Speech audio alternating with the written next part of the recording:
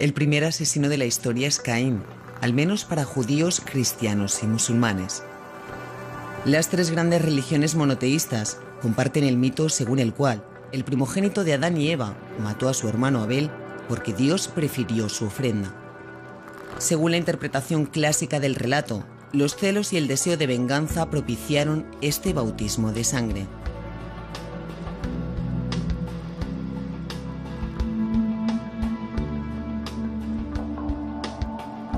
Sierra de Atapuerca, Burgos. Los restos encontrados en este yacimiento arqueológico, uno de los más importantes del mundo, dan cuenta de otra violencia original.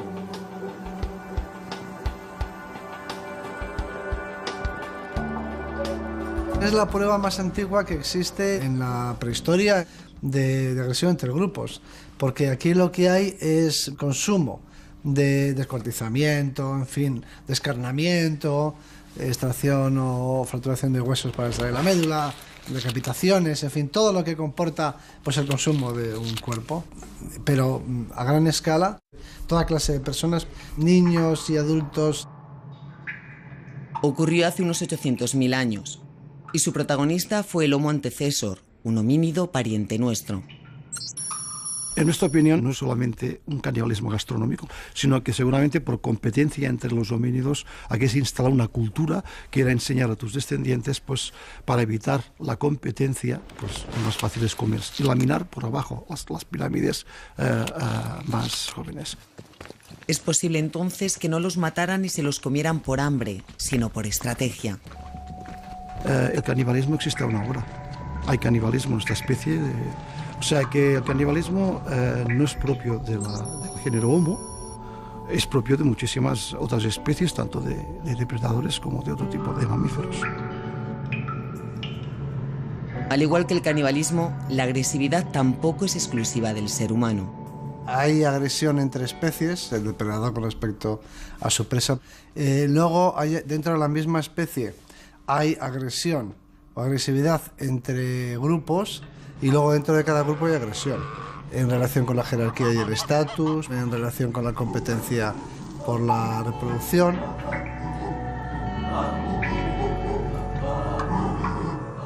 Un instinto adaptativo, un impulso, una defensa. Estas son las bases de una agresividad animal que en el Homo sapiens va a tener sus particularidades.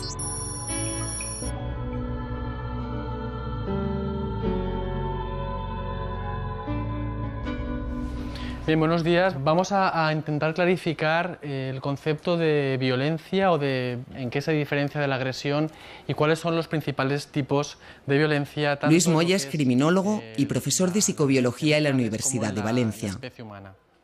Para los criminólogos es muy importante entender qué estructuras neurales, qué receptores neuroquímicos, qué sustancias hormonales o qué genes pueden estar explicando la violencia, porque además de lo que es toda la parte social o toda la parte legal, la parte biológica es fundamental para establecer un diagnóstico. A continuación vamos a comenzar con el protocolo experimental. Tiene aquí toda la información de las medidas que vamos a ir. En su departamento de investigación se trabaja sobre la agresividad y sus variables psicobiológicas, las distintas señales de la violencia en el cuerpo y la mente. Y es que la ciencia lleva tiempo queriendo descifrar los códigos del comportamiento humano. Y ahora busca en el cerebro y la biología las raíces de la psicopatía, el maltrato, el odio, la ira, la guerra, la empatía.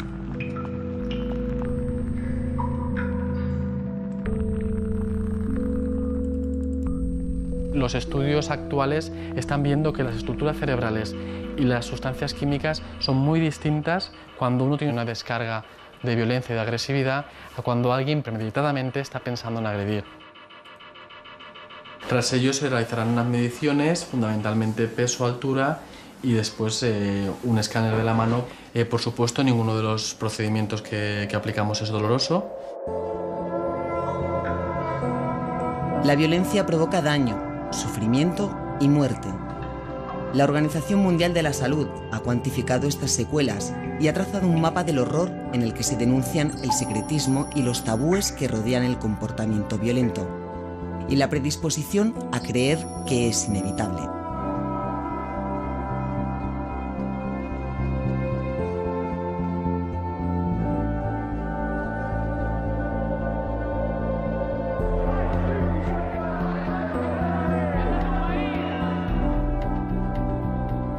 Estoy en la silla, me sigue doliendo los brazos, a veces la tripa. Tengo una tetraplegia C4, C5, C6. Es lo que tengo hasta ahora. A mí me pusieron escolta policial en el año 2000. En el año 2003 mataron a mi hermano. Y han matado a muchos de mis amigos. Según la OMS, cada año más de 1,5 millones de personas en todo el mundo pierden la vida violentamente. Pero el Organismo de Naciones Unidas señala que estos datos son la punta de un iceberg. La mayor parte de los actos violentos no se registran, ocurren detrás de las puertas, ajenos a la estadística.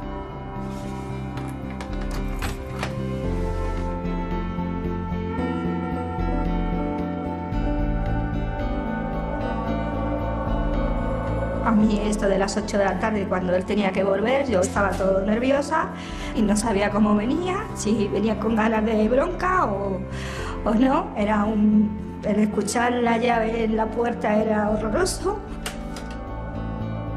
Y yo cada vez que sonaba la llave de mi puerta me ponía a morir. Existen más de 170 definiciones de violencia y muchos tipos de esta. Hay veces que se habla de la violencia como un instinto, como una emoción, como un síntoma de una enfermedad mental o simplemente como una patología de la agresividad. Nosotros entendemos que la violencia no es nada de todo esto, aunque tiene que ver con todo ello. En humanos se han establecido distintas categorías: violencia impulsiva, Violencia física, agresión defensiva, violencia anónima, violencia premeditada, violencia autodirigida, violencia personalizada, violencia instrumental, la agresión sexual, la violencia sexual, las agresiones crónicas continuadas, la violencia psicológica, la coacción, la amenaza, las humillaciones, la humillación. También tendríamos casos más específicos como la violencia de género. Se sentía bien humillándome, disfrutaba viéndome tan pequeña como me hacía sentirme, porque me hacía sentirme muy pequeña. Y él se sentía como superior a mí. Todo viene a raíz de que yo me quedo embarazada. ¿Cuál fue mi problema? Pues que yo en mi embarazo engordé pues como 38 kilos. Empezó a ser un insulto diario. Estás como una mole, estás feísima, estás como una vaca. Él llegaba en estado de embriaguez y día también. Me fue cortando el círculo de amigos y de amigas, no quería que saliera a la calle.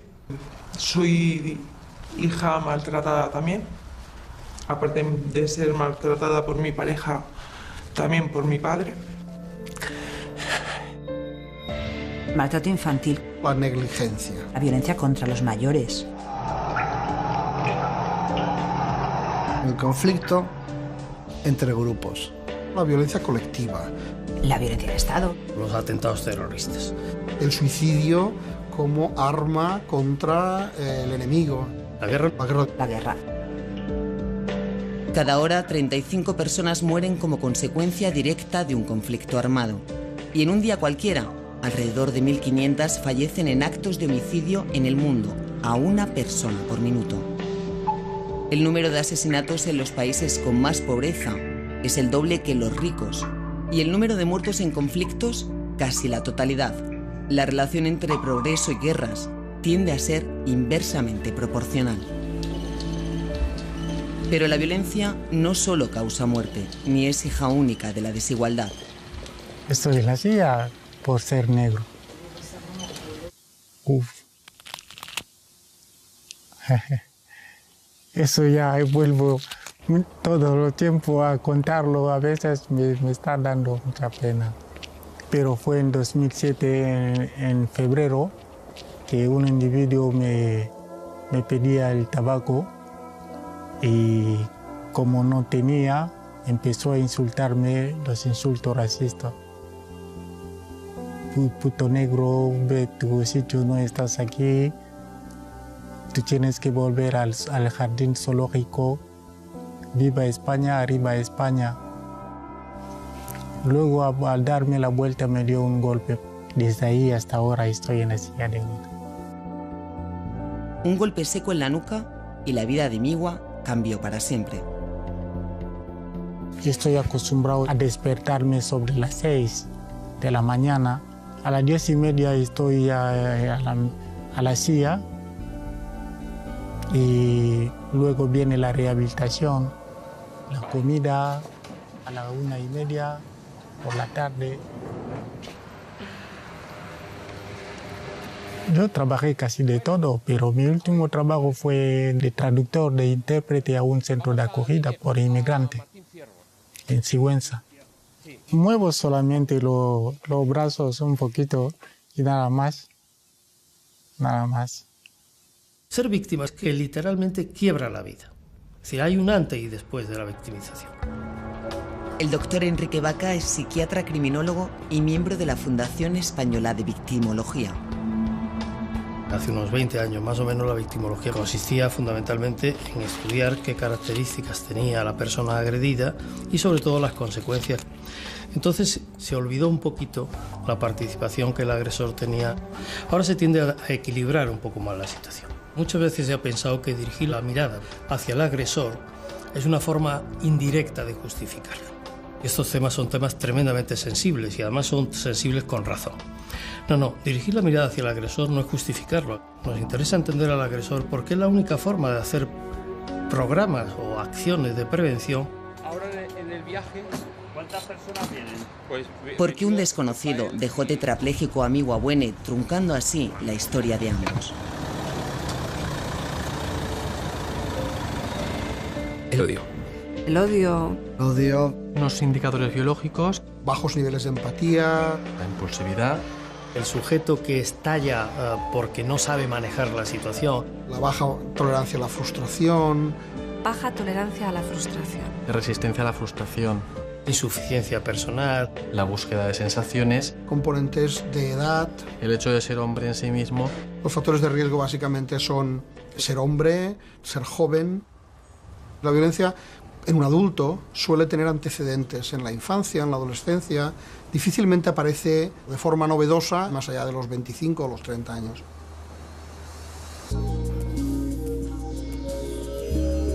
El profesor Andrés Puello trabaja con agresores convictos para, entre otras cosas, estudiar el potencial de reincidencia. La justicia, que ha tenido mucho interés en poder controlar la peligrosidad para evitar los daños en el futuro, se ha dado cuenta que a veces se cometen muchos falsos negativos. Es decir, que hay personas que no se consideran peligrosas y que sin embargo cometen delitos muy graves, y al revés, hay individuos que teóricamente son muy peligrosos pero que nunca más vuelven a cometer un delito. Catedrático de Psicobiología y criminólogo, Andrés Puello dirige el Grupo de Estudios Avanzados en Violencia de la Universidad de Barcelona. Hay un dato que es muy potente y es que cuando se compara la violencia física entre hombres y mujeres se observan muchas diferencias. La violencia física y sexual sí. Son los dos tipos de violencia donde hay un predominio muy importante de los varones, de los hombres, especialmente de los hombres jóvenes. En su departamento investigan desde la participación de una enzima en la violencia, la MAOA, al papel de la personalidad y los factores sociales.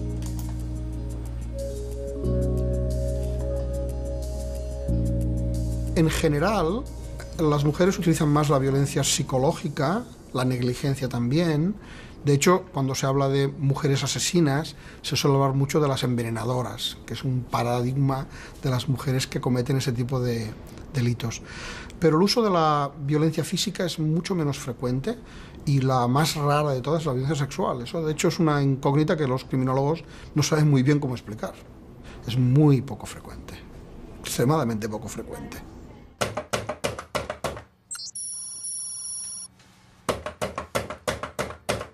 Lo que es verdad es que la mayoría de factores de riesgo que hacen que un hombre se comporte violentamente son los mismos que hacen que una mujer se comporte violentamente. Lugares muy tolerantes con la violencia. Situaciones sociales de mucho conflicto. Índices de deterioro social. La historia de violencia. El maltrato infantil. el niño maltratado que se convierte en maltratador. El consumo de sustancias. Consumo de alcohol. El consumo de alcohol. Las relaciones de pareja muy conflictivas. Una base evolutiva. Actitudes machistas. Una personalidad claramente machista. Indicadores biológicos. La estructura biológica. Las bases biológicas. Una dotación genética. Factores genéticos. No existe entonces una única causa que explique la violencia. Y de cada combinación de factores surge un tipo de agresor. Está el agresor circunstancial, ¿no? Es decir, la persona que de una forma, digamos, impulsiva genera una agresión que es puntual. Hay un agresor que se cree víctima. ¿Cómo es posible que alguien que comete estas barbaridades se sienta una víctima? Pues se da. Después está el agresor perverso, es decir, el agresor que se goza, que obtiene placer con la agresión. Tampoco es tan raro. Es el perseguidor, es el abusador. Hay muchos elementos perversos o dinámicas perversas en las agresiones, sobre todo de personas que viven juntas y que se relacionan. Hay mucho maltratador impulsivo, mucho maltratador inseguro, mucho maltratador insuficiente, de muchos tipos. Pero hay perversos también, sí. Se negó a darnos alimentos, darnos dinero para comer. Muchas noches que se despertaba y se venía al comedor donde yo dormía. Me ha despertado con patadas. O me tiraba mucho tiempo sin dormir, porque cuando me dormía me lo encontraba sentado en el otro sofá mirándome. Para nosotros no tiene nombre ni rostro, no puede tenerlos. Yo le conocí con 13 años, fue el primer hombre que conocí, me tiré 25 años con él. Yo pensaba que todo el mundo vivía como yo vivía, hasta que mi hijo enfermó. Me encontré sola allí metida en el hospital y fue cuando empecé a darme cuenta de que en las otras habitaciones estaban el padre y la madre con sus hijos y yo no lo tenía. El obligado anonimato es otra consecuencia de una violencia tan específica como frecuente. Casi la mitad de las mujeres que mueren en el mundo por homicidio son asesinadas por sus maridos, parejas o exparejas. Y cuando ya volvimos del hospital, pues yo le dije que había dado cuenta de que eso no era un matrimonio, ni una pareja, ni nada. Y ahí fue donde vino toda mi historia.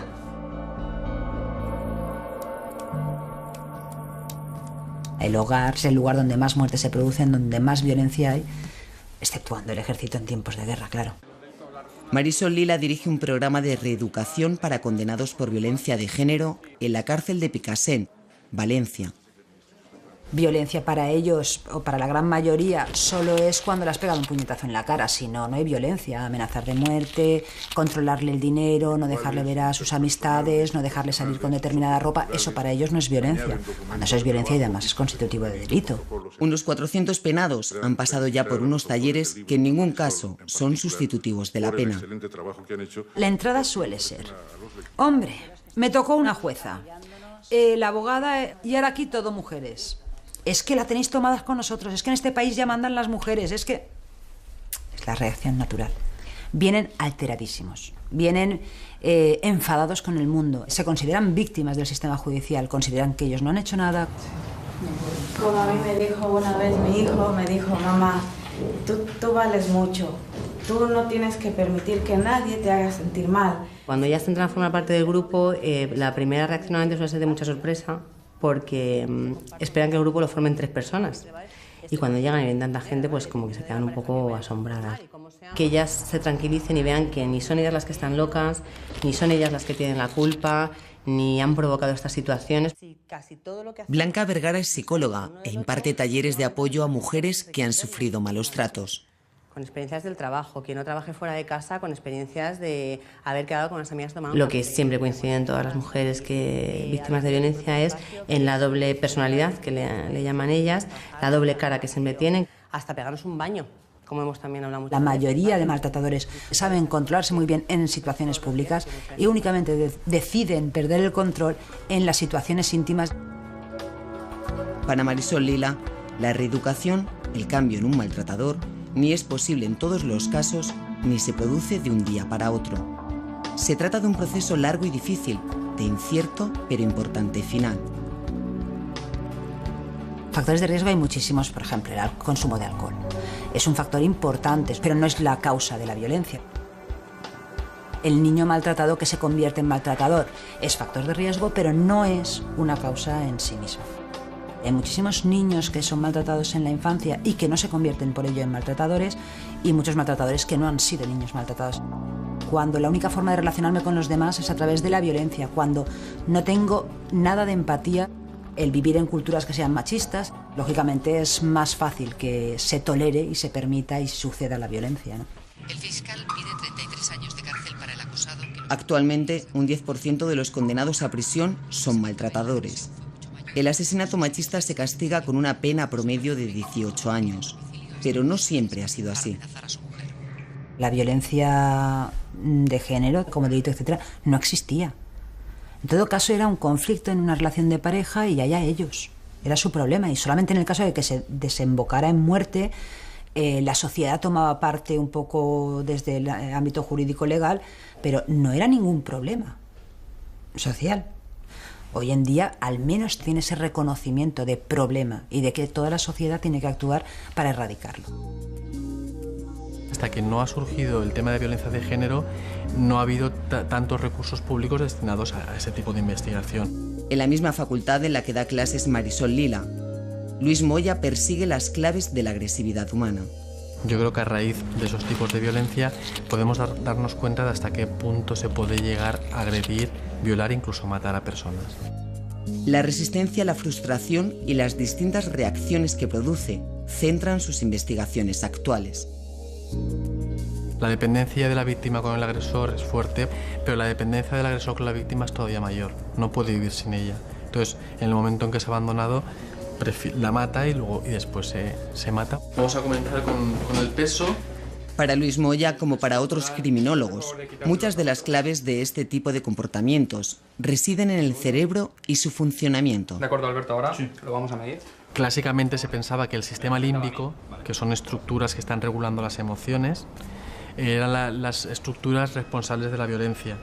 Actualmente sabemos que es un conjunto o un sistema neural complejo en interacción, que comprende todo el cerebro, desde estructuras muy básicas y primitivas que compartimos con animales, hasta el último control que viene por parte del córtex y sobre todo la corteza prefrontal, que es una estructura o una parte del cerebro que nos diferencia del resto de especies. Si hay un correcto funcionamiento del córtex prefrontal, es más fácil que se controle el impulso. Y es en esa zona cerebral donde se empiezan a detectar las marcas de una violencia muy específica. De todos los estudios que se han ido llevando a cabo hasta el momento, lo que se ha visto no es que el cerebro de un psicópata, si hacemos una fotografía, un TAC, sea distinto de un cerebro no psicopático, pero es cómo funciona el cerebro. Un cerebro carente de empatía y de remordimientos.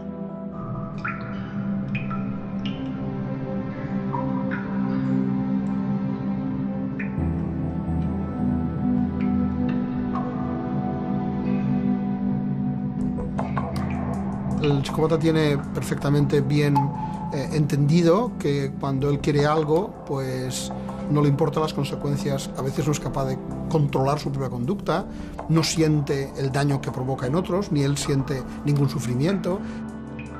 El psicópata, imprevisible, frío, perverso y sádico, es el agresor que más asusta, pero no es el más frecuente.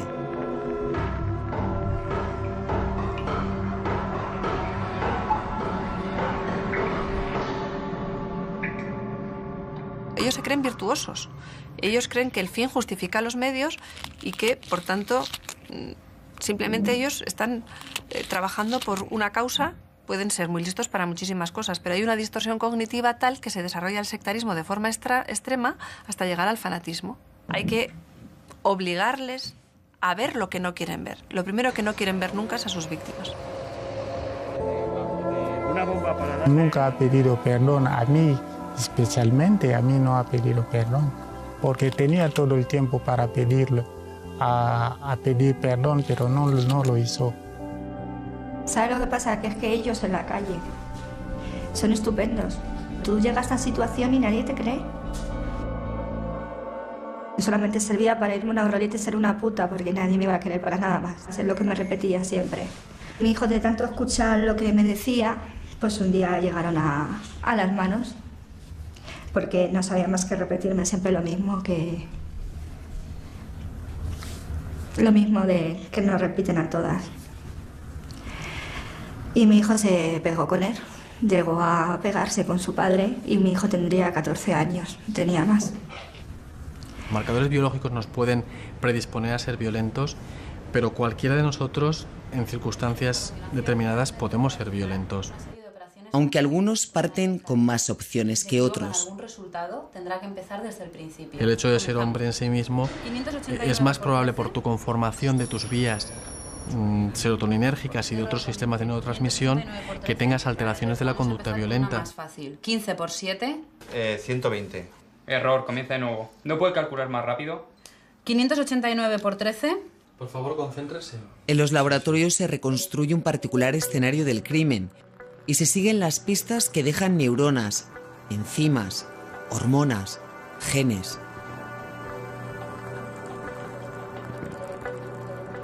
Niveles elevados o bajos, crónicos de testosterona. La testosterona. La testosterona. Ciertos estados deficitarios de serotonina. La serotonina, la dopamina, el GABA. Disfunciones en el lóbulo prefrontal. Alteraciones en el lóbulo frontal. Ciertas disregulaciones en la amígdala. Factores genéticos, la MAOA, etc. Cromosoma Y. Cromosoma Y supernumerario. El cromosoma asesino. Y otras sustancias o factores moleculares. La prevalencia de la violencia masculina ha llevado a los investigadores a centrarse en los rasgos biológicos que diferencian un sexo de otro. Pero hasta ahora los resultados son demasiado ambiguos. En los años 70 se pensaba que los andrógenos eran las únicas sustancias que regulaban la violencia y además de una forma directa. Mayor nivel de andrógenos, mayor violencia. En base a ello, los hombres eran más agresivos que las mujeres. De hecho, los estudios que se hacían eran con animales, con roedores, que se les castraba y se les volvía a administrar testosterona. Y se veía que había una reducción con la castración y después un incremento de la violencia. Actualmente la testosterona, después de muchísimos estudios, se ha visto que es un factor más, pero nunca es un precipitante ni un determinante.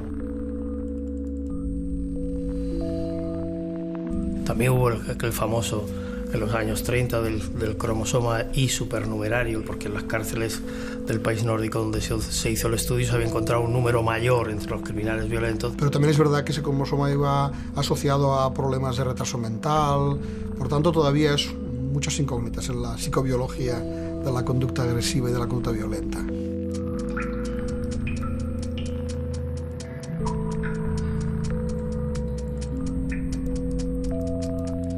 También somos o estamos marcados por siglos de evolución y el reparto de roles que se ha producido durante mucho tiempo ha marcado los cerebros. Un cerebro masculino, de alguna forma generalizando, tenía que estar más preparado para la violencia, mientras que el cerebro femenino estaba más organizado empáticamente porque se encargaba de la socialización, de la comprensión, del entendimiento de la prole.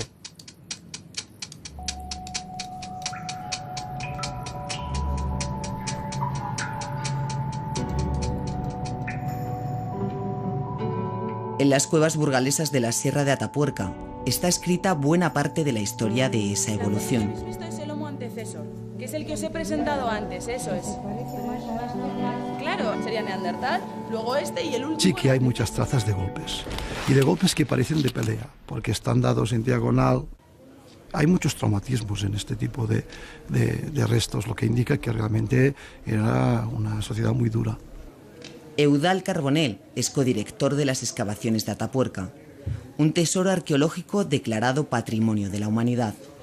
Una lanza que se puede utilizar para cazar un caballo, factiblemente se puede utilizar para cazar a una persona, o tirar piedras es algo consustancial en la propia movilidad humana. Y por supuesto después también hay cuchillos, hay herramientas como hachas de mano, o sea, hay todo un repertorio que se puede utilizar obviamente como arma. Nosotros como especie biológica en realidad hemos evolucionado en el sentido de reducir y eliminar las tensiones. Es decir, que hemos evolucionado hacia la convivencia. Juan Luis Arzuaga es otro de los codirectores de Atapuerca. Catedrático de Paleontología y director del Instituto de Evolución y Comportamiento Humano, Arzuaga dedicó su discurso de ingreso en la Academia de Doctores a la agresividad del Homo sapiens. Somos capaces de cooperar y de relacionarnos individuos de diferentes sexos y de procedencias muy distintas. En ese sentido, somos una especie que ha evolucionado hacia la tolerancia, en contra de lo que se suele decir, porque tenemos muchos mecanismos de inhibición, de la agresividad. La violencia es muy poco frecuente. La sensación de que la tenemos constantemente es porque la vemos en los medios de comunicación, pero en la vida cotidiana lo que observamos es lo contrario. Somos básicamente bastante pacíficos. Ahora bien, nuestro problema está sobre todo en el conflicto entre grupos.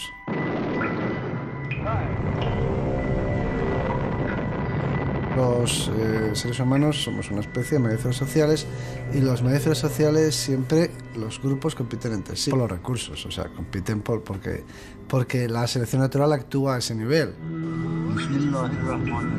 Lo que pasa es que los grupos humanos han llegado a ser muy numerosos y además de muchos tipos. Hay grupos que son étnicos, por ejemplo, hay grupos que son ideológicos, es decir, religiosos, castas en algunas sociedades, políticos, de todo tipo. Los grupos son por definición excluyentes. Y eso hace que sea relativamente fácil enfrentar a un grupo con los demás, con otro, ¿no? Buscar agravios, buscar ofensas. Y eso es lo que hacen los demagogos. Están dispuestos a derramar por sus ideas hasta la última gota de tu sangre. No de la suya, pero de la tuya sí. Entonces, lo sorprendente no es que haya caraduras. Lo increíble es que funcione, ¿no? que eso funcione. ¿Y por qué funciona? El miedo, la cosificación de la víctima, la manipulación, porque desgraciadamente somos muy cooperativos. La obediencia a la autoridad. La obediencia a la autoridad. La obediencia. Creencias. Las creencias. Valores, creencias, lo que sea, ¿no? Mitos. Es el caldo de cultivo en el que el grupo, o un individuo en su nombre, se siente amparado cuando lo bendecido para atacar al otro, al que no es de los suyos. Puede ser su color de piel, su religión, su ideología, su orientación sexual, su condición incluso de pobreza, los sin techo. Hay un caso muy conocido por todo el mundo, que fue el asesinato de Rosario Endrinal en el cajero de Barcelona. Nosotros no teníamos ninguna intención de hacer daño a la señorita Endrinal. Cada uno... Pero además de estos casos, nos hemos encontrado con asesinatos a travestis, a transexuales, también personas que tenían una ideología contraria al racismo o al nazismo. Hay muchos crímenes de odio. En ese nosotros frente a ellos de la violencia grupal, las creencias políticas y religiosas son el mejor acicate. No se sienten culpables por los hechos que cometen y piensan que sus víctimas potenciales son algo insignificante. Sus sueños ideológicos son más importantes que la vida real de las personas a las que atacan. Para nosotros yo creo que es un honor poder tener a los dos... Es el sectarismo llevado al nivel más extremo y el egocentrismo llevado al nivel más extremo y la falta de imaginación llevada al nivel más extremo.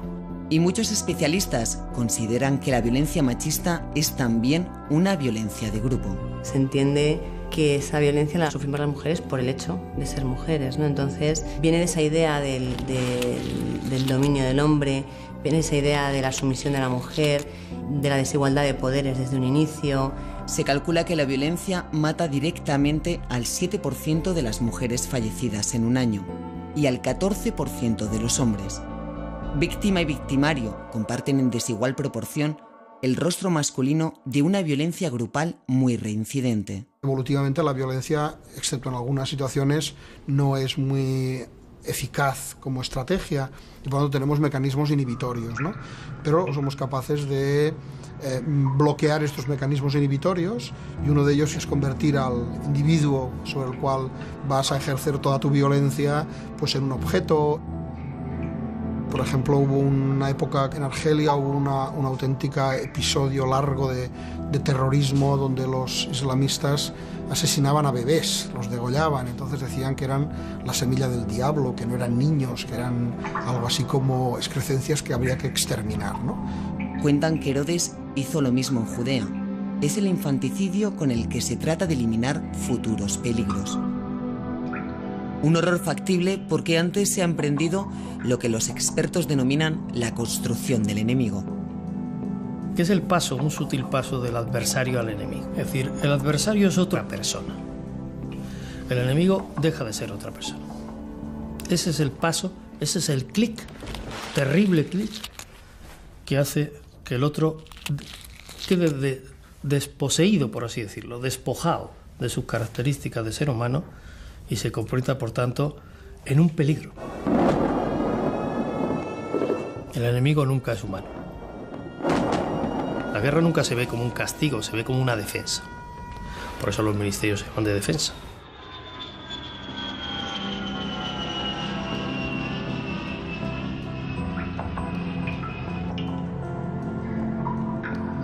Hay un libro que se llama Aquellos hombres grises, donde una compañía de policía se le encargan tareas de fusilar judíos. Y son padres de familia normales y corrientes. Y es el estudio del comportamiento de cada uno de ellos. Hay algunos que se pegan un tiro para volver a casa. Hay otros que se dan de baja o que tienen que internarlos porque no lo pueden soportar. Y hay otros que disfrutan como enanos haciéndolo. Por supuesto, las personalidades perversas se manifiestan de una forma brutal en las situaciones bélicas de confrontación. La guerra de los Balcanes, esta última que hemos tenido, es un ejemplo trágico y tremendo de lo que ha podido pasar en ese sentido. Hay otros que lo cumplen como si fuesen funcionarios, es decir, se ponen en la absoluta neutralidad y lo hacen porque me lo ordenan, yo lo hago. Y eso se ha visto reproducido en la Alemania nazi, se ha visto reproducido en la Camboya de los Jemeres Rojos, en la Argentina de Videla. La guerra es el ejemplo más claro y extremo de la violencia entre grupos, pero no es el único. Genocidios, crímenes contra la humanidad, torturas y violaciones masivas, deportaciones forzosas, secuestros, atentados terroristas. No ha habido ninguna instancia internacional que haya sido capaz de ponerse de acuerdo en qué es terrorismo. Porque el terrorista no se siente terrorista. El terrorista se siente combatiente en unos casos y víctima en otros. Voy a empezar por contaros una historia. Difuso e indefinido, el terrorismo deja, sin embargo, víctimas muy concretas. Pues bien, lo patético y lo trágico de esta historia es que precisamente aquel niño que quedó en brazos de mi hermano aquel día fue precisamente la persona que lo mató 18 años después. Los muertos no hablan. Pedro Mari Baglietto explica a alumnos de bachillerato cómo ETA asesinó a su hermano Ramón en 1980 y cómo él ha renunciado a la venganza. El mensaje de la no violencia forma parte de las charlas por la convivencia que organiza la Fundación de Víctimas del Terrorismo. Nos hemos tenido que enfrentar al mal, nos hemos tenido que enfrentar a un daño tremendo, que es el daño que causan los terroristas, sean de tipo identitario, sean de tipo religioso. Y en ese proceso de duelo, en ese proceso también de búsqueda de nuevo sentido y de recuperación de nuestra propia identidad personal, somos absolutamente conscientes de que podemos aportar algo a la sociedad. Y esto es el decir no a la venganza. Joseba Pagazartundúa, el hermano de Maite, fue asesinado por ETA en 2003. Ella también ha sufrido años de amenazas y persecuciones. Para Maite, el testimonio en primera persona es su forma de mostrar que el fin no justifica los medios. En las sociedades suele existir a veces la tendencia pues, a esconderse, a mirar hacia otro lado, pues frente a los matones de clase, frente a los matones de género, frente a otras formas de acoso, pues cuando un jefe es un tirano y los demás pues al final hacen la espiral del silencio que el jefe quiere que se haga con la víctima. La espiral del silencio se reproduce en muchas formas de violencia, también en violencia doméstica. Fueron muchas noches en velas, muchas pataditas, muchas amenazas de que él se iba a suicidar con las 3 escopetas que tenía, mucho hacerme sentirme culpable, mucho muy malestar, es un malestar. Y ya vino la policía y delante de la policía se echó hacia mí, la policía le separó y le empezó a decirme que esta hija de puta la mato. A esta hija de puta la mato con las 3 escopetas que tengo, con una de esas la voy a matar. Y la policía me dijo que me fuera yo, y me fui con mi hijo. Llamé a mi otro hijo mayor y nos fuimos los 3, uno en cada mano, y eso es lo que me llevé después de 25 años. Nuestra mujer sin nombre sufre depresión, ansiedad, desarreglos hormonales, colon irritable, fibromialgia. Porque la muerte es solo la consecuencia más extrema de la agresividad humana.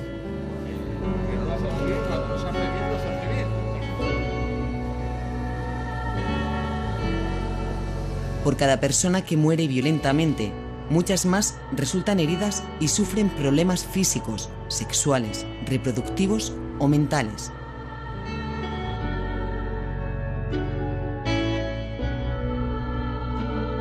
Cuando, por ejemplo, hay un maltrato, una violencia, se produce una deficiencia del funcionamiento del sistema inmunitario.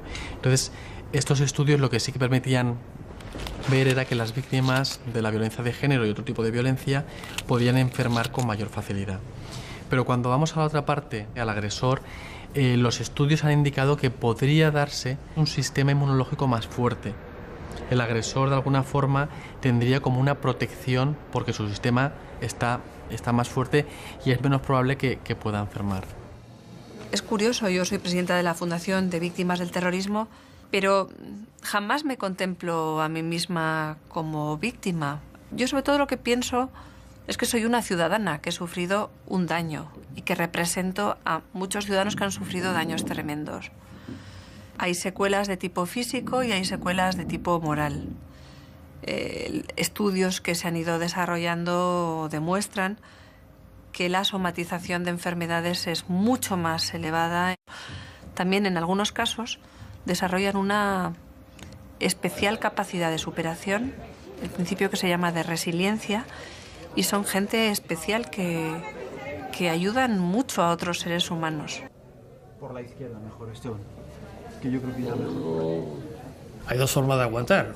Aguanta uno, se hace pequeñito y los palos llegan hasta que se van, y uno no hace nada. Eso no es resiliencia, o resistencia adaptativa, sino que uno recibe el trauma, lo aguanta e intenta cambiar la situación. Es decir, adopta una actitud activa frente a la situación traumática. Y eso evidentemente es un factor de protección de primer orden. ¿Hay personas que son más capaces de hacer esto y personas que son menos capaces? Pues sí, hay personas que son más vulnerables y personas que son menos vulnerables. Y ahí es donde están las prótesis, que fundamentalmente son prótesis sociales, de apoyo de la comunidad, que es uno de los elementos de protección más importantes. Los medios no justifican los fines nunca. Intentamos transmitir esto a los chavales para que canalicen adecuadamente, en su caso, pues sus propios impulsos ideológicos o religiosos. Y por otra parte también intentamos transmitirles la idea de la no venganza. Tranquilo, que yo no te voy a matar. Pero La venganza lo único que hace es equiparar a la víctima, en su caso, al victimario, y matarla por dentro. Desde el punto de vista humano la deshumaniza. Y en una historia dura a la que nos hemos enfrentado y que les transmitimos a ellos, conseguimos, creo, una enorme empatía humana, y en esa empatía humana, de repente, todos esos conceptos éticos, pues, en fin, parece que los interiorizan y que los entienden. Amigo Abuene, una agresión racista lo dejó tetrapléjico. Él también ha querido convertir su historia en un ejemplo. Odio no. Tenerlo al principio sí, cuando estaba recuperando al principio, pero se va yendo. Todo ha sido un proceso, porque he recibido mucho tratamiento psicológico, psiquiátrico. El camino es largo, pero tengo que tener fe, porque ya la fuerza me lo da también mi familia, y sobre todo a Esteban, que agradezco muchísimo, porque hace parte de nuestra familia. Es un placer estar con... Yo me encontré a Migua y a Mireia en una situación extrema. Personas que incluso valoraban dejar de vivir. Pero de ese momento a hoy ha sido un largo camino de superación de obstáculos, donde nunca encontré ningún ánimo de venganza, tampoco encontré odios. Lo que sí me encontré fue con esfuerzo, con sacrificio, con superación del dolor, con brazos abiertos a la sociedad que les ha acogido y con ganas de construirse un nuevo proyecto. Y en eso estamos. Recibe mucho apoyo de la gente que no conozco. De la gente que no conozco. Esta es una fuerza invisible que me sigue dando un paso más para adelante. En esta nueva etapa, creo, es una etapa muy importante para concienciar mucha gente que podría, por desgracia, ser agresores, de concienciarle para que no vuelva a suceder. Yo creo que nos van a hacer mucho bien a la sociedad. Es decir, lo que hemos aprendido es cómo el mal le podemos dar la vuelta y convertirle en una acción positiva, en una acción buena, en una acción empática con todos, en una acción de alto nivel ético, que es lo que representan ellos. Quiere decir que somos importantes en la sociedad. La empatía sería la capacidad de ponernos en el lugar de los demás, de ponernos en la piel de los demás y poder llegar a sentir o a entender el estado emocional del otro.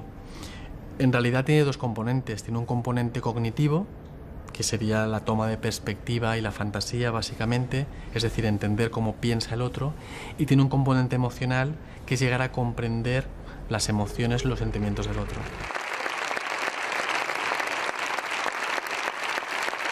El antídoto natural de la violencia es la empatía.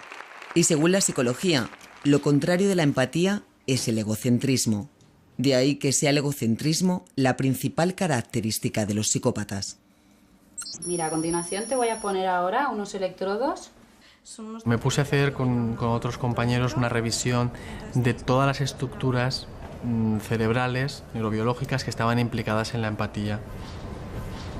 Me di cuenta que sorprendentemente coincidían en gran parte con las que regulan la violencia. Es decir, hay una similitud importante entre estructuras que regulan la empatía y que regulan la violencia. Y de alguna forma lo que planteé es que podría ser que las mismas estructuras o el mismo circuito neural estuviese regulando un comportamiento y el otro. Vale, ahora vais a tener que construir la casa entre las dos. Lo que la ciencia sigue sin descifrar es cuándo ambos impulsos toman caminos distintos. Llegamos a ayudar a personas que no son familiares, que no tienen nuestros genes, con lo cual sí que hay un potencial humano muy fuerte hacia la empatía muy grande. Lo mismo que hay hacia la violencia. Y así ocurre desde hace más de 1 millón de años.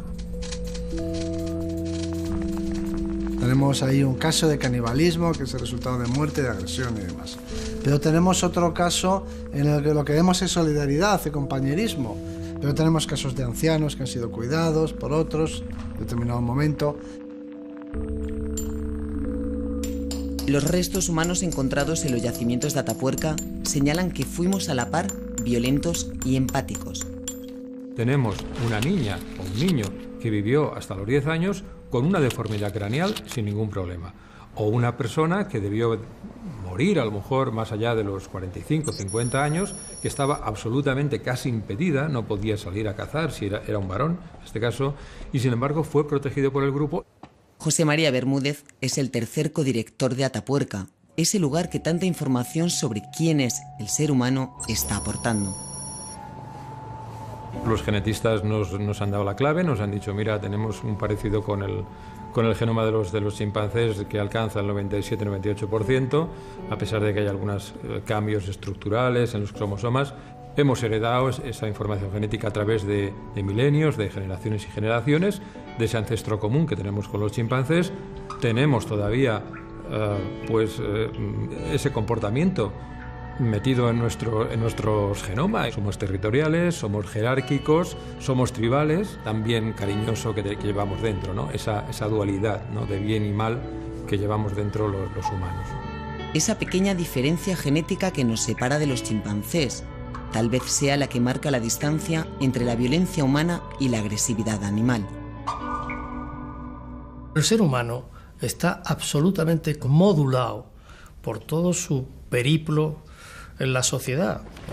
Es decir, nosotros somos la confluencia de dos cosas, una dotación genética que nos da la estructura biológica y un ambiente que empieza a configurar esa dotación genética desde que nacemos. Ahora sabemos además que los estímulos ambientales condicionan nuestra respuesta genómica. Lo que significa que el comportamiento humano nace y se hace.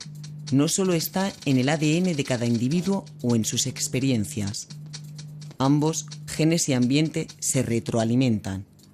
Y el cerebro predeterminado genéticamente también se modula según lo que vive y según dónde, cuándo y cómo vive.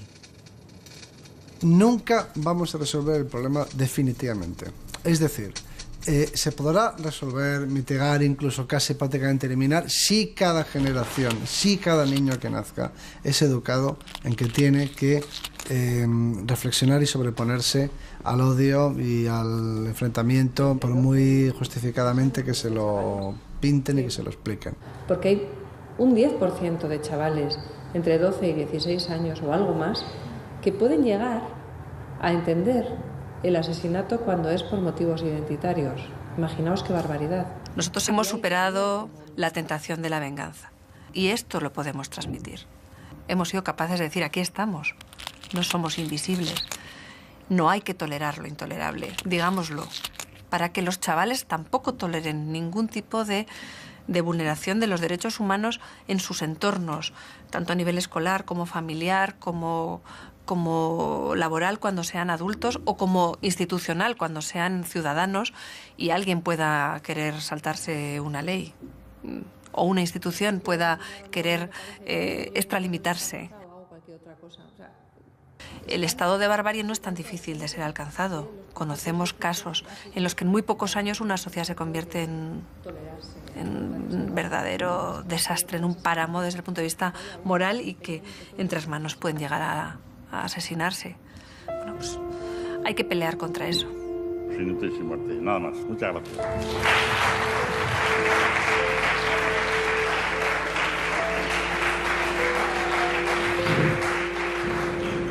Que no haya otro mío para allá, que se llamará X, no lo sé. Que no haya. Porque lo que me ha hecho a mí me ha destrozado la vida.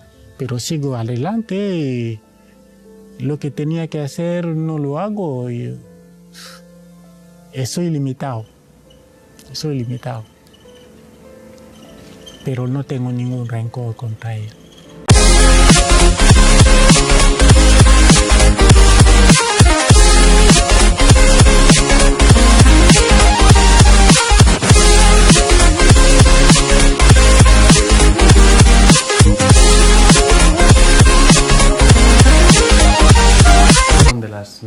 En su departamento de investigación se trabaja sobre la agresividad y sus variables psicobiológicas, las distintas señales de la violencia en el cuerpo y la mente. Y es que la ciencia lleva tiempo queriendo descifrar los códigos del comportamiento humano. Y ahora busca en el cerebro y la biología las raíces de la psicopatía, el maltrato, el odio, la ira, la guerra, la empatía.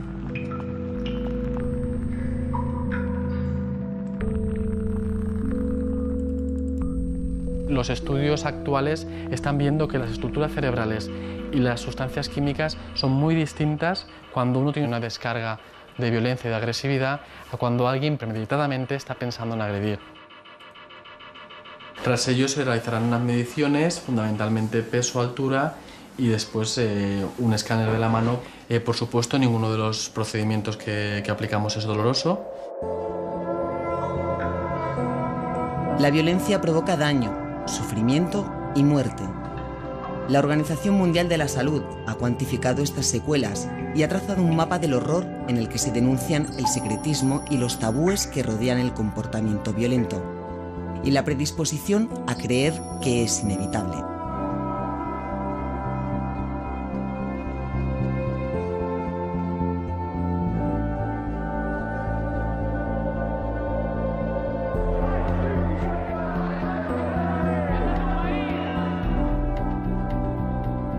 Estoy en la silla, me sigue doliendo los brazos, a veces la tripa, y tengo una tetraplegia C4, C5, C6, es lo que tengo hasta ahora. A mí me pusieron escolta policial en el año 2000, en el año 2003 mataron a mi hermano y han matado a muchos de mis amigos. Según la OMS, cada año más de 1,5 millones de personas en todo el mundo pierden la vida violentamente. Pero el Organismo de Naciones Unidas señala que estos datos son la punta de un iceberg. La mayor parte de los actos violentos no se registran, ocurren detrás de las puertas, ajenos a la estadística.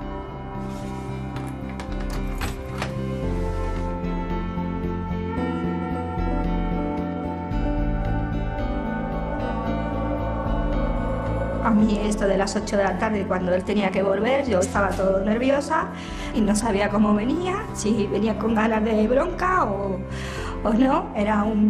El escuchar la llave en la puerta era horroroso. Y yo cada vez que sonaba la llave de mi puerta me ponía a morir. Existen más de 170 definiciones de violencia y muchos tipos de esta. Hay veces que se habla de la violencia como un instinto, como una emoción, como un síntoma de una enfermedad mental o simplemente como una patología de la agresividad. Nosotros entendemos que la violencia no es nada de todo esto, aunque tiene que ver con todo ello. En humanos se han establecido distintas categorías: violencia impulsiva, violencia física, agresión defensiva, violencia anónima, violencia premeditada, violencia autodirigida, violencia personalizada, violencia instrumental, la agresión sexual, la violencia sexual, las agresiones crónicas continuadas, la violencia psicológica, la coacción, la amenaza, las humillaciones, una base evolutiva, actitudes machistas, una personalidad claramente machista, indicadores biológicos, la estructura biológica, las bases biológicas, una dotación genética, factores genéticos. No existe entonces una única causa que explique la violencia, y de cada combinación de factores surge un tipo de agresor. Está el agresor circunstancial, ¿no? Es decir, la persona que de una forma, digamos, impulsiva genera una agresión que es puntual. Hay un agresor que se cree víctima. ¿Cómo es posible que alguien que comete estas barbaridades se sienta una víctima? Pues se da. Después está el agresor perverso, es decir, el agresor que se goza, que obtiene placer con la agresión. Tampoco es tan raro.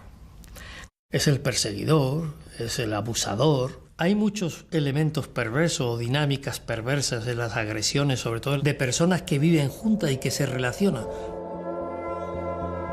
Hay mucho maltratador impulsivo, mucho maltratador inseguro, mucho maltratador insuficiente, de muchos tipos. Pero hay perversos también, sí. Se negó a darnos alimentos, darnos dinero para comer. Muchas noches que se despertaba y se venía al comedor donde yo dormía.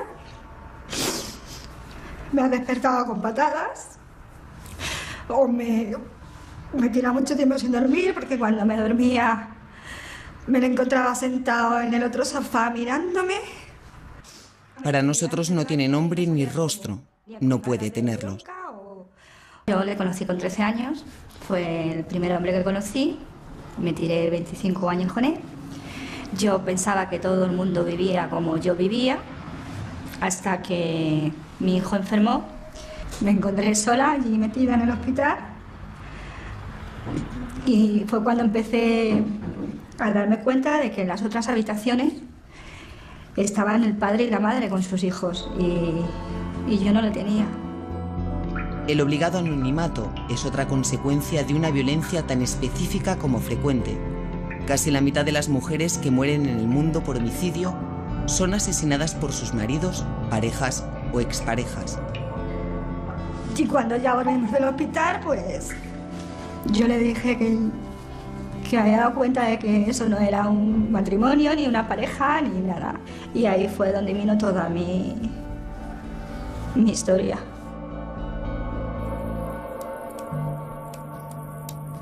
El hogar es el lugar donde más muertes se producen, donde más violencia hay, exceptuando el ejército en tiempos de guerra, claro. Marisol Lila dirige un programa de reeducación para condenados por violencia de género en la cárcel de Picassent, Valencia. Violencia para ellos, o para la gran mayoría, solo es cuando le has pegado un puñetazo en la cara. Si no, no hay violencia. Amenazar de muerte, controlarle el dinero, no dejarle ver a sus amistades, no dejarle salir con determinada ropa, eso para ellos no es violencia. Cuando eso es violencia y además es constitutivo de delito. Unos 400 penados han pasado ya por unos talleres que en ningún caso son sustitutivos de la pena. La entrada suele ser: hombre, me tocó una jueza, la abogada y ahora aquí todo mujeres. Es que la tenéis tomadas con nosotros, es que en este país ya mandan las mujeres, es que... Es la reacción natural. Vienen alteradísimos, vienen enfadados con el mundo, se consideran víctimas del sistema judicial, consideran que ellos no han hecho nada.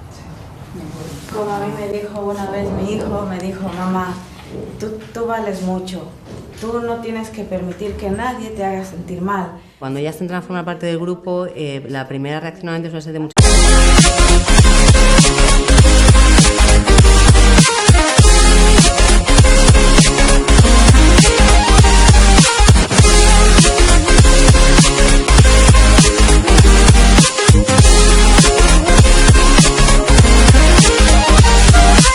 El primer asesino de la historia es Caín, al menos para judíos, cristianos y musulmanes. Las tres grandes religiones monoteístas comparten el mito según el cual el primogénito de Adán y Eva mató a su hermano Abel porque Dios prefirió su ofrenda. Según la interpretación clásica del relato, los celos y el deseo de venganza propiciaron este bautismo de sangre.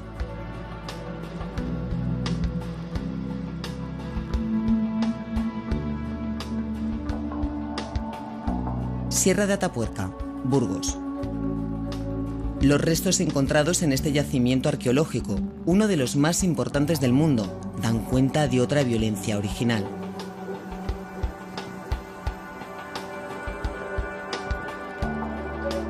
Es la prueba más antigua que existe en la prehistoria de agresión entre grupos, porque aquí lo que hay es consumo de descuartizamiento, en fin, descarnamiento, extracción o fracturación de huesos para extraer la médula, decapitaciones, en fin, todo lo que comporta pues el consumo de un cuerpo, pero a gran escala, toda clase de personas, niños y adultos.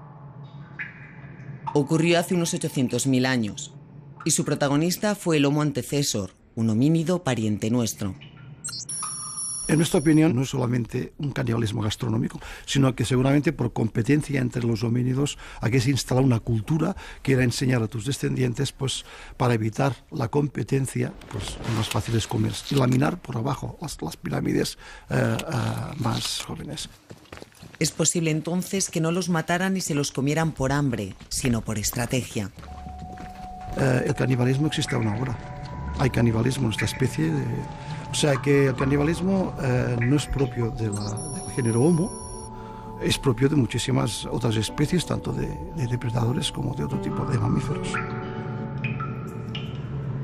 Al igual que el canibalismo, la agresividad tampoco es exclusiva del ser humano. Hay agresión entre especies, el depredador con respecto a su presa.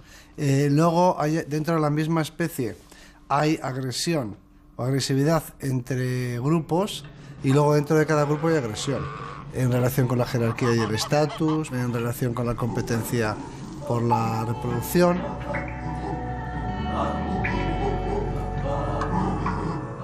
Un instinto adaptativo, un impulso, una defensa. Estas son las bases de una agresividad animal que en el Homo sapiens va a tener sus particularidades.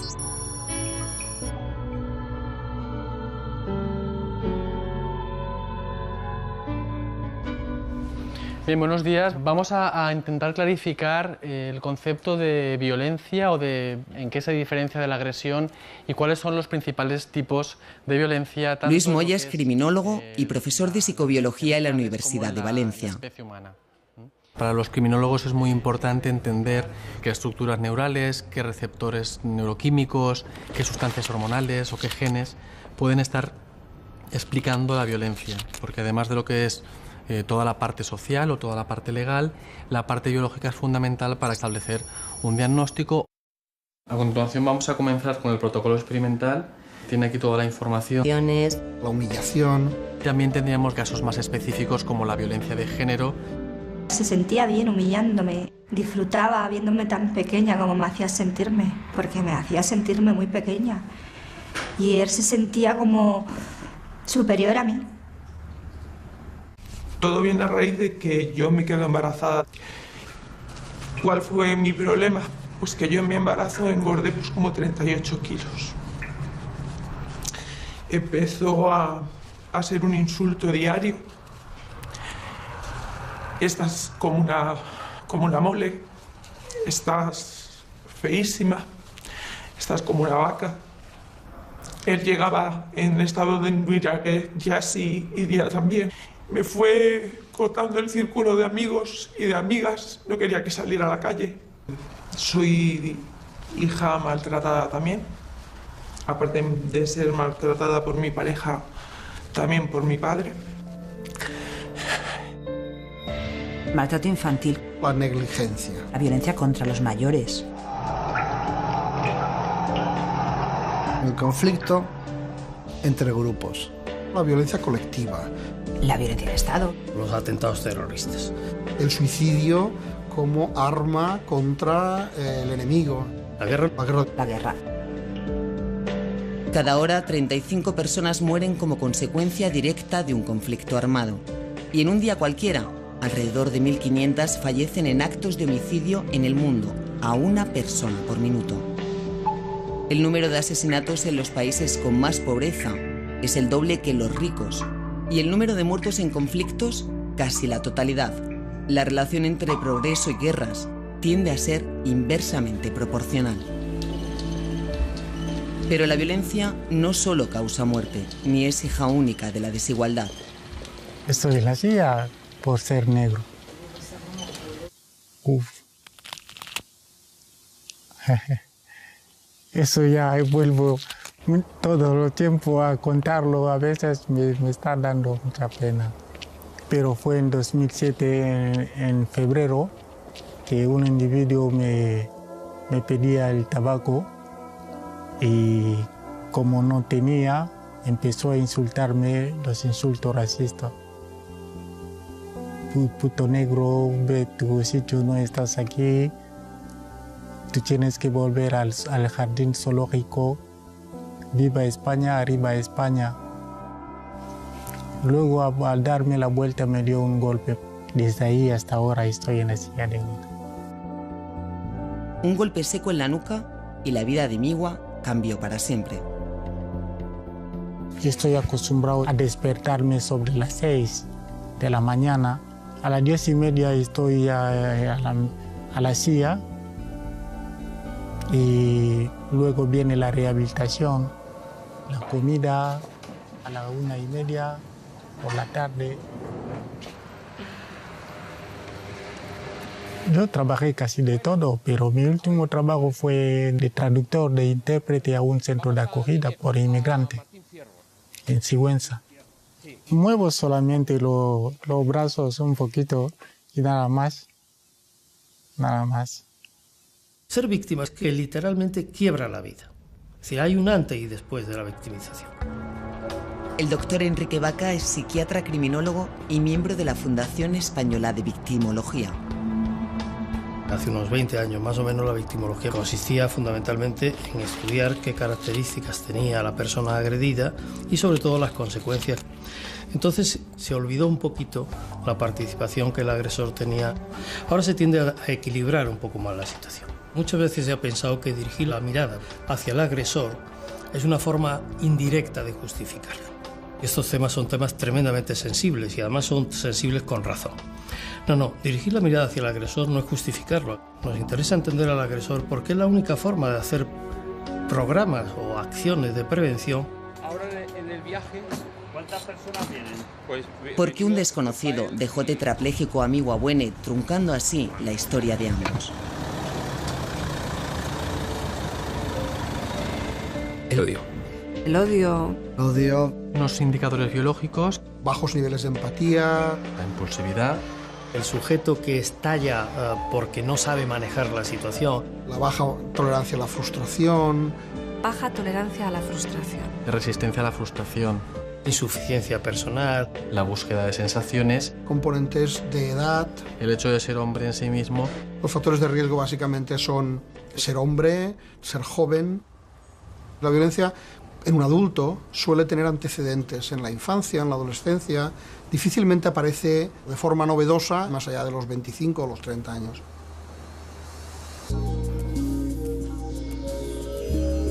El profesor Andrés Puello trabaja con agresores convictos para, entre otras cosas, estudiar el potencial de reincidencia.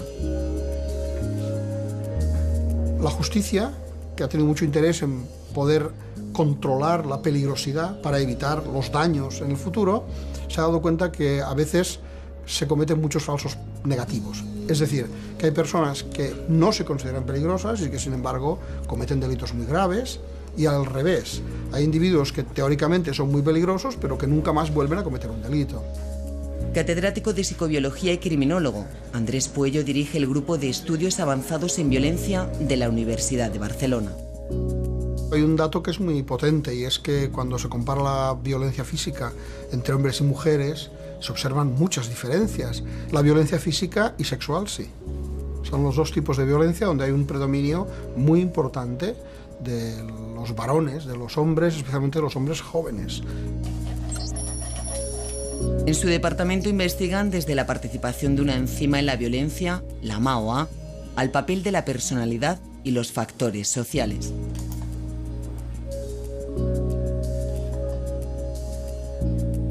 En general, las mujeres utilizan más la violencia psicológica, la negligencia también.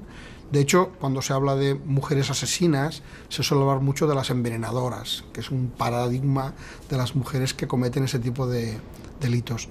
Pero el uso de la violencia física es mucho menos frecuente y la más rara de todas es la violencia sexual. Eso, de hecho, es una incógnita que los criminólogos no saben muy bien cómo explicar. Es muy poco frecuente, extremadamente poco frecuente.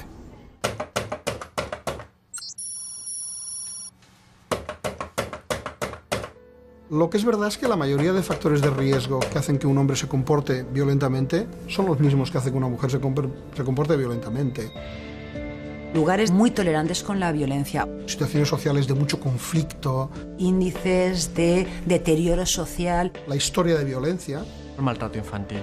El niño maltratado que se convierte en maltratador. El consumo de sustancias. Consumo de alcohol. El consumo de alcohol. Las relaciones de pareja muy conflictivas.